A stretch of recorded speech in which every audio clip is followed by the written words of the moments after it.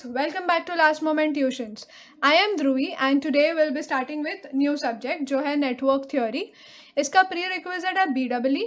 BEE में तुमने पढ़ा होगा sources के बारे में, node, branch and then KVL, KCL या different equations लिखे होंगे. So you already know few things about it.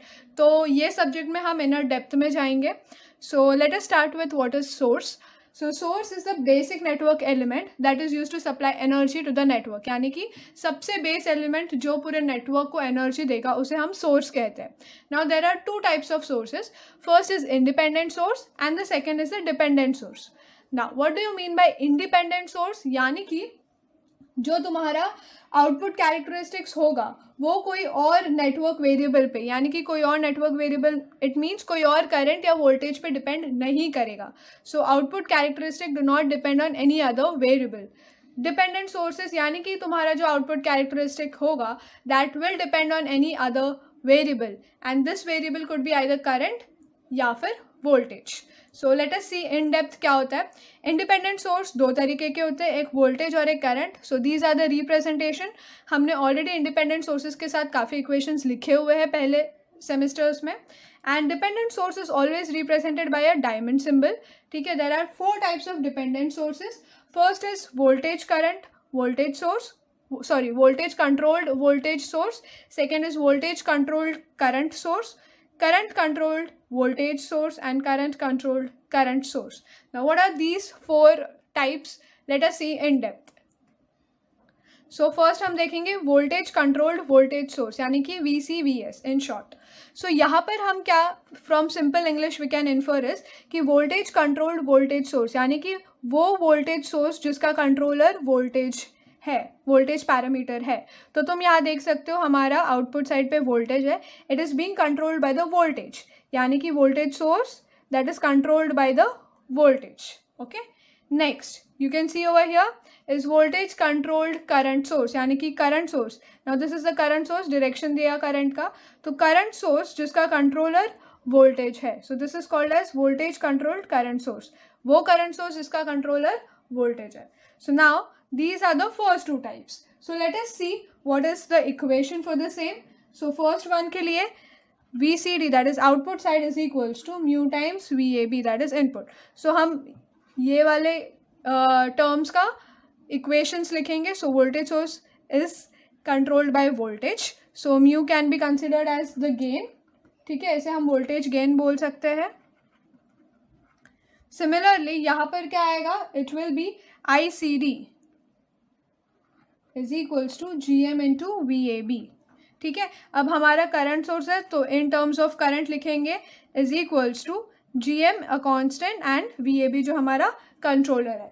Now GM is called as the transconductance, so you can write it as transconductance और you can say it as mutual conductance. ठीक है, और constant जो GM है उसका dimension is considered to be siemens. Okay, so first 2 type of dependent source हमने पढ़ लिया है. Now let's move on to the other 2 types. So third है करंट कंट्रोल्ड वोल्टेज सोर्स यानी कि वो वोल्टेज सोर्स जिसका कंट्रोलर करंट है. So you can see over here voltage source जिसका कंट्रोलर है current. Okay, next is current controlled current source यानी कि वो करंट सोर्स जिसका कंट्रोलर करंट है. सो आई गेस तुम्हें समझ में आ रहा है. तो let's write equations for this. अभी आउटपुट साइड पे क्या है, VCD राइट, वोल्टेज सोर्स है. ठीक है, आउटपुट में हमने CD लिया है और AB as input parameters. So will consider VCD is equals to R times IAB current controlled right, and where R is called the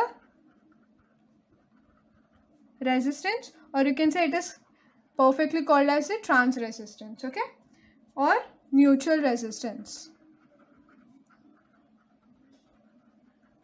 end final के लिए equation would be current source है इसलिए again here ICD current source है इसलिए वो यहाँ पे ICD लिखेंगे is equals to constant times current controlled है इसके लिए IAB. Okay, where beta is called as the current gain. So these were the 4 types of dependent sources. I hope it is clear to everyone. तो let us move ahead now with Kirchhoff's law. But before starting Kirchhoff's law कुछ terminologies देख लेते हैं हम लोग. So first is what is considered to be node, what is considered to be branch, what is considered to be loop, and what is considered to be mesh. ये already तुमने पहले पढ़ा होगा बट लेट्स रिवाइज दैट. तो node क्या है? Node एक junction है जहाँ पर दो या दो से ज़्यादा network elements are connected to each other. So normally हम ऐसे लिखते हैं कि ये नोड ए है, राइट. Next branch. ब्रांच मतलब क्या? That line that connects two nodes. Okay, so this is said to be the branch. Loop. Loop क्या होता है? Any part of closed circuit. ठीक है, so a loop is any closed part of the circuit. And mesh क्या होता है? loop का सबसे basic element, यानी कि mesh को हम और नहीं तोड़ सकते. Many mesh when joined together makes a loop. तो mesh is the basic elementary form of a loop. Fine. So now let us see the first Kirchhoff law, that is KCL. Now KCL क्या बोलता है कि जो algebraic sum होगा सारे currents का जो एक नोड या फिर एक जंक्शन पे मीट कर रहे हैं is consider to be zero. तो हम कैसे बताएंगे? If this is my node A से एंड ये हर जगह से मेरा करंट आ रहा है, ठीक है.